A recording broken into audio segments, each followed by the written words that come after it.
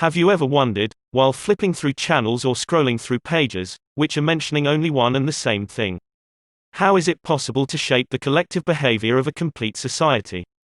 I guess I'm one of those few silly people asking this question, especially in these important times of world crisis. Well, I think it turned out to be the right time to answer this question. To answer this question correctly, to get at the core of it all, we have to dissect the domain of conceptual art with politics. In one of my previous essays about abstract reality, I talked about Duchamp, who is considered to be the greatest conceptual artist of all time. Marcel understood the rules of constructivism and mastered the world of contemporary conceptual art with his self-designed art games. But wait a minute. There is one person who went even further. A conceptual artist who is unrecognized throughout art history, but became world-famous throughout general history. A conceptual artist who broke the boundaries of make-believe. A conceptual artist who could transform an image of pure fictional imagination into reality and actually succeeded, though temporarily. A conceptual artist who set up a system of false play. Traces can be discovered throughout our hypermodern society. A conceptual artist who developed a sense of germophobia that made him perform sex with his clothes on. This fact is based on the latest rumors. A conceptual artist who put aesthetics as the highest order, above society, above belief, even above humanity. His name, Adolf Hitler. Terms and conditions. To not see the forest for the trees, while our memories get easily troubled looking back at these dark pages in history. So, to do this research as unbiased and objective as possible, we have to create some distance towards the subject. We will reduce the name of the subject to its scientific abbreviation, H. We can now start our investigation. H. In the shadows of perception. The amount of movies about the Second World War, and the publication of books about the character H is enormous. Our society is bombarded with a mixture of true and false images of the events that took place during the Second World War. It are these visuals that mold our outlook on the character H. The force of it all is stunningly powerful. It gradually affects our unconscious feelings, and therefore even our collective behavior. A dry-sect distant portraiture of H in a German documentary about his uprising period, or a satirical appearance in an English sketch by Charlie Chaplin, or its latest configuration, H as a comedic cardboard figure, in the creation of a young New Zealand director. Nevertheless, all these projections from multiple directions have something non-essential in common, a focus on the surface traits of H, instead of the phenomenal content. H was both high in openness, also known as the creative mind, and highly orderly, also known as the systematic mind. This combination is very uncommon, you could even say rare among society. Time, as always, moves in an upward tradition. The further we get away from important events that took place throughout history, the more our memories and images of these events will not anymore be based on us actually experiencing it first sight, but are formed through the secondary projections we perceive in multiple media forms. These projections finally turn into the shadows of a Balinese puppet show. This play is partly based on fiction, partly based on common truths. The distance to the events that occurred during World War II are already too far and unreachable for some collective minds. The fact these horrendous events actually did take place in history are denied, and even considered a false construct.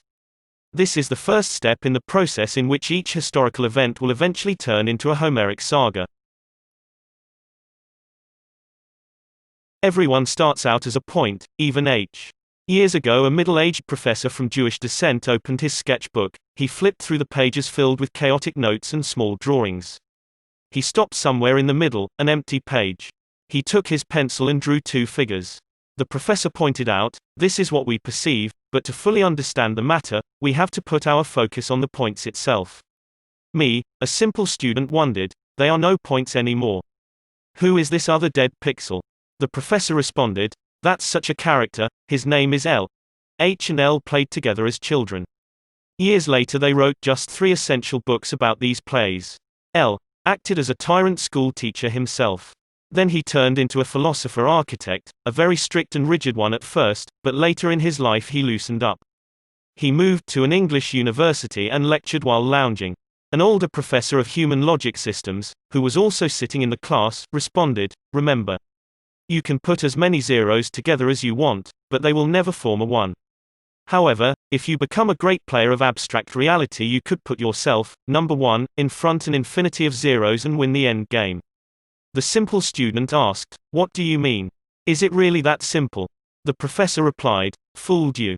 You can put the 1 wherever you want, it will not change the equation in any form." "Yes," said a businessman, "trust the numbers are crystal clear." A different class, about structures. If you want to build a pyramid, you have to become a block yourself. The proof of power rule describes x to the n power. This is where you should put the zeros in the equation. Cause if you want to stay in power, for sure you will not build the pyramid yourself, that would take you ages. If you create enough zeros, you can let them build your pyramid. A very old professor of human sub-logic systems, also sitting in the room, responded, "A pyramid is in effect a mere superficial shadow of the sub-dimensional hierarchy system as play here. I will tell you more about these systems of dimensional hierarchy in the future." Architect T asked, Okay, but how do I create enough zeros to construct a pyramid?" H joined the conversation and responded, "Well, first you need a vision. A vision doesn't appear on itself, you need to practice a lot, and it's partly formed by your own experience. I lived years as a poor man on the streets of Vienna, trying to reinvent myself after the terrible events I've witnessed firsthand in World War I. I made hundreds of drawings and paintings of architecture and landscape. People call me a simple house painter. Maybe they are right, but they don't know how difficult it is to say that simple. Once in a while I even sold a couple of impressions to the Jewish shop owner downstairs. It was the only way I could survive and pay rent. I wasn't necessarily a particularly gifted student, it must be the reason why I was rejected twice for the art academy. Nevertheless, I self-taught the essential lessons of observation and creation, of art. I finally arrived at the essentials of pure conceptual art. My art became so popular, it's even being forged until this day. There are collectors out there paying big bucks to get their hands on my original blueprints.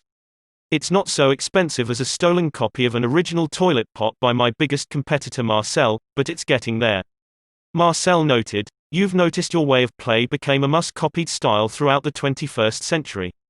H said, "Well, I'm flattered, but they have it much easier nowadays, with all these technological advancements.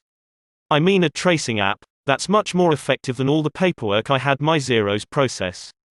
I rather used them all to build my pyramid. All those zeros I had to employ to do this numerical work, what a waste." From a distant place Stalin replied, "I can only dream of such efficient methods." H continued, "To wrap it up, from there out I could build my own vision into reality.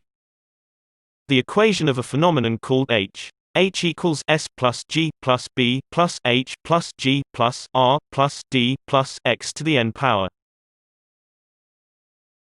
Group behavior originates from 7 particles. Particles start to exhibit collective behavior as soon as there are 7 or more. Once there are 7 or more of them, they behave the same as a swarm of billions. H's circle. Some of you will already be familiar with H's circle, the documentary series. But in this spoken essay we are going to talk about the actual shape of the circle. As I mentioned at the beginning, H was an absolute aesthetic, he could not bear any slight deviation, and H went completely mad by the mere sight of any actual displacement of his circle. H would go for his perfect circle. A surface of blonde and blue eyes, collective in both act and behavior. The perfect circle only lives in our imagination, you would not find it in reality. If you look closely at a circular shape, such as a planet, you will always spot small deformations on the curve of the arc. Nevertheless H, while he became the most famous conceptual artist in the world, projected this imaginary vision of a perfect circle into reality. To do so, you have to rule out as much grain as possible. Focus on the crowd and create a formidable fluid out of groups. A fluid that before was only characterized by the spooky interaction between distinct particles. As people that flow through the gates of a stadium, you will be able to direct them. Every grain will eventually get lost in the continuous stream of this powerful movement. Shift the balance from the personality of the individual character to the organizational mechanized power of the collective. From real man to statistical men. The bigger the crowd, the smaller the individual power. We are all easily impressed by statistical images and large numbers. If the many say it's true, it must be true. If the many say it's necessary, it must be necessary. It ought to be done and it must be good. To create a perfect fluid, the mixture, at first, has to become disordered. This is a natural wave-like process, but it's possible to force up the speed of this process. This is most essential to create a newly accepted order, even if this new order is based on a false system of play. It's exactly in the moment of crisis, when people as individuals try to find answers to the complex situations they have to face in their daily lives. These personal questions will grow into a collective inert desire to receive simple answers, which will take a scale of demanding proportion. So to become the master of this boiling fluid, you have to disguise yourself as a circle. Feel the directions of the waves present in reality, so you can become one with the waves and ride it to perfection. Meanwhile, study its patterns of biological behavior. H. did this with a proven and effective technique, called improvisation repetition rehearsal. Much like a stand-up comedian, H forms his plays, partly, on the spot, partly through talking about past experience. Teach a new behavioral code of manners. Walk around like a puppet, and base your next moves on the direct reactions of the crowds. Do this 10 times, 100 times, it comes natural, 1,000 times, or even more. Every time the same message with small alterations through your current observations. Focus on the young people in the crowd, these are the most formidable in their behavior. The older will be gone soon anyways. Spread the message as a virus.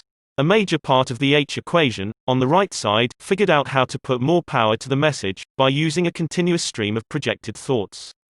Just as G had practiced obsessively as a stand-up speaker, at moments even overthrowing H himself through a highly orchestrated method. By using creative wordplay, coining terms such as the Iron Curtain, Untermensch, Gutmensch and the famous DARE articulation.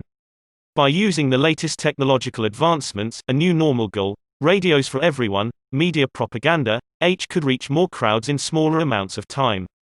Repeat this move, always the same move, play the same melody, but increase the tempo and volume clockwise. Finally you will end up where you want to go, drum and bass by H most beloved performance artist Lenny. Now then, when you succeed, when you false play well enough, you can shift your focus completely to the young. Set up the latest programs in which you can project your imaginary vision the strongest, so they will become the perfect scouts for your message. Political power has now become overruled by the organic power of the collective, all under the control of your fingertips. Among the young you will find large numbers of science fiction lovers. You need these frontrunners to sell your red science fiction book, thus propagating a false system of thought. But before all that mumbo-jumbo, first a small trip to your old French love, the art world, to establish yourself once and for all, as the #1 conceptual artist in the world. Conceptual Art, the first exhibition, curated by H took out the last grains of his new, almost completely fluid mixture, by crossing back from the borders of politics to art. H collected all the grains he could find left in the stream, and established a collection to be put on public display. Expressionist, Cubist, Surrealist, Dadaist, you name it, H collected it as if it were golden seeds of a money plant. He curated an extraordinary, once-in-a-lifetime, traveling exhibition that started with an opening show in Munich, the Modern Art Exhibition for the Common Man. A stunning 650 modernist works chaotically hung together. The best exhibition on German expressionist art ever organized, and maybe even the best early modernist art exhibition in general. The works were combined with marketing spam. Slogans, logos, symbols and posters were placed all around the art, stating, "All this is devilish and a disgrace." In the meantime H artistically manages to sell his personal collection of non-artistic decency and behavior to the big crowds, as empty plastic bottles, and sometimes even as shit in a can. The Night of Broken Light Bulbs, Crystal Night. To celebrate the huge sales of his red science fiction book, H organized a gathering at the local public libraries all around the country. This event is mythically coined as the Night of Broken Light Bulbs, a warm bonfire, supplied by all the piles of otherwise useful papers produced by particular personalities. Ancient symbols, modern signs in the mix. We boiled our liquid emulsion hard enough to arrive at an almost perfect stream. Most of the previous visible grains have been dissolved. From now on we can focus our attention explicitly on staging and directing the mass crowd. We start our construction of a pyramid of false thoughts. Let's open the history books and search for some Sanskrit universal symbols we can use for our transformations into reality. This one looks great. A symbol of divinity and spirituality in Indian religions, including Hinduism and Buddhism. Promising. Let's take the clockwise rotating version and give a modern straightforward touch to it. Make it a bit more aggressive, thus powerful looking. Yes, I let people drive around in roundish cars and sell them straightforward looking logos and clothes. It doesn't make any sense, you say. Let me tell you something, it doesn't need to look sensual, as long as it creates the right foundation for our pyramid of false thought. I already filled in a simple, but false answer to all the complex problems of the masses. We can now start a process of distancing and seclusion, to purify our emulsion to a crystal clear distillation. Going through the ancient manuscripts, I found this recurring symbol. It ought to be powerful. We can use this symbol, the same symbol, we just override its meaning. We are not so technologically advanced yet, no computers, but we can at least start building the database of numerical figures, a list with particular characters on one side, and the uniform star symbol at the other. Eventually we'll end up with an easy-to-use, double-button list, X***. This makes it all much easier to extract the peculiar side of the liquid, visibly separate it from the common stream. The analog database will form the base for our future to be digitized aesthetic hygiene program. Aesthetic hygiene program. This chapter is an exercise in deep imaginational theory, applying theory in practice, thus so understand past, current and future events through historical recurring patterns. Facts, fiction and reality are mixed. A trained eye and mind is necessary to follow this chapter. Through false applied biology, H coined the invented term, new normal, as its ideal image and attempted to mold society into a cohesive community that excluded anyone deemed too close to his ideal circle. Public health measures to control reproduction aimed at strengthening the international body, by isolating particular particles from the common stream. Many physicians and scientists who had supported hygiene ideas before embraced the new emphasis on biology and heredity, the new career opportunities provided, and the additional funding for research. The masked hand of the pharmaceutical lobby is as strong and effective as in those days of early rising. All educational and cultural institutions and the media propagated the message of an aesthetic hygiene program through society and its institutions. Particular self-thinking particles were considered alien and got expelled. Purged from universities, scientific research institutes, hospitals, and public health care. Persons in high positions who were viewed as politically unreliable met a similar fate. While multiplying the volume of ongoing mass hysteria, H trumpeted experts' warnings of national deaths and aimed to reverse the natural trend of falling numbers. A new provisional law banned close distance between the healthy and persons deemed unfit. Prototypes were being tested for a recent future purpose, as an integral part of New Order society, or proposed as a possible solution for containing a wider audience: hats, robotics, CCTV, microchipping children. Nevertheless, some ideas were easily overthrown by a young resistance. H fulfilled his long-held dreams by brute forcing the enactment of the law for the prevention of diseased people. The new law, an offspring of the efforts H made, was co-authored by X, a lawyer, a physician and multiple director of public health affairs, a philanthropist and other leaders. In the Universal States, some newspaper editors noted the mass scale of the policy and feared that H's law would apply to everyone. In contrast, America's most famous IT salesman viewed the law as the logical development of earlier thinking by Germany's best specialists, and not as a hasty improvisation to overcome the problems, and mold a more, or less, resistant society. Political urbanism, social distancing. The diseased heart of the city. In this powerful stream of common sense, H transmitted his symbolic self-created worldview into a plan of urban implementation, ghetto tech. Particular particles were reduced to abstract distant geometry, walking around as starry signboards, and listed as numbers in an analog database. I already ordered to move all the PPs on the list to a secluded, walled-in place, contained at the heart of the city. Not to contaminate the rest of society with false thoughts, dirty manners, or just mere visual sight. Heart transplantation. Through concentration of the false blame in this new society construct, the focus of our view can easily be directed to the false problem solution way curve. What was once a collection of individual particles, becomes a universal symbolic figure, which can only be healed with the right gesture, remove the malfunctioning heart, and become whole again. The malfunctioning heart continued beeping at a faster, more productive but short-lived phase, ducked away, behind an endless forest full of dead trees. False order society. After an intense process of mass propagation and directing the common, which resulted in the production of a mindless stream of endless zeros, H could finally start to construct his precious pyramid in physical reality. His pyramid reached sky high in a snap of a breath. H was fully aware its roots were hooked in the universal laws of common human behavior.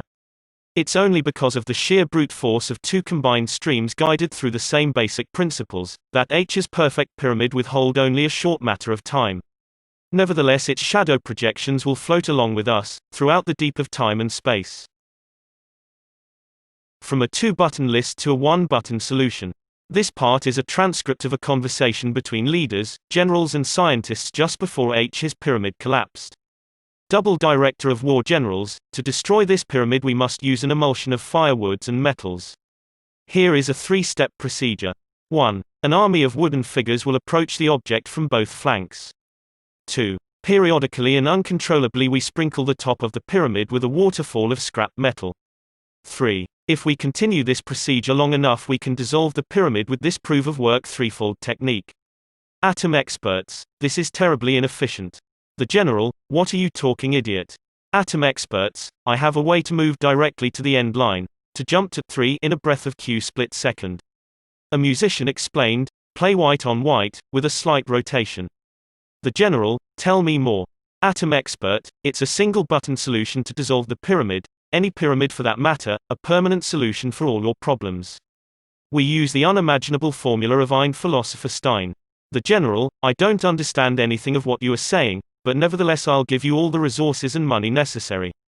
Media tycoon, just make a nice cover, put the Stones formula in the corner there, on top of the mushroom. The General, I just received a direct message from the future president.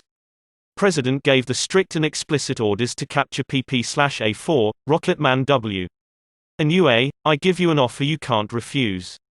You join the construction of Manhattan. What is my role? I don't function in group. Just sign this one letter to the president. Okay, where do I sign? Right here, we need your name, else we might lose this round, this H is moving blitzy fast. H has the help of Rocketman W, and all these other brilliant Germans, such as O. Our main purpose at this time is to capture as many PPs as possible for the start of the next round, against Red. Megaphone, we initiate Operation Paperclip. Dang. The sound of an ancient Chinese gong, do you want the world, and control it? That's not a question. The world is a sacred vessel and cannot be controlled. You will only make it worse if you try. It may slip through your fingers and disappear. I thought I heard an echo of a dong, in the Far East. Oh yes, where were we? Manhattan. Follow your basic human instinct. A straight line forward. Follow the echo. Diaries, around the world in a prisoner's courtyard. H didn't succeed to physically live through Second World War, but his close shadow companion succeeded to stay alive for another 30 years. Together they created, during World War II, the fruitful non-dual union of artist and architect, that succeed in transporting the conceptual imaginary world, based on a system of false play, into physical reality. S was a master in simultaneously living and rewriting history, fooling even the most contemporary historians. He used an again ancient, but forgotten technique of superposing imaginary ideas, twisting events, characters and complete story lines. His partly fictional, partly real diaries helped him historically escape the responsibilities of the terrible acts he was guilty of. He co-strategized the rules of the game with his closest partner H. During his long days, while living as one of a group of 7 prisoners in a heavily guarded private prison, he did something imaginable spectacular. S went onto a journey around the world, inside the small prison courtyard. He walked around the complete world while simultaneously describing the nations, cultures and the variety of countries he crossed in his diary. It took him many, many years, but he fulfilled his life journey. Finalizing the H equation. So, as a common rule in important phenomena, there is only one shadow figure in the H equation that could understand the thought patterns of H. This is S, because S was also an artist himself. With a mind as sharp as an arrow he succeeded to position himself on the other side of the equation. Thus so I present you the final solution of this abstract, reality equation. Abstract, reality equals H S. S plus G plus B plus H plus G plus R plus D plus X to the n power becomes abstract, reality equals H S. P plus P plus P plus P plus P plus P plus P plus P to the n power. The 7 particles P on the right side of the equation we can now rewrite as 7P.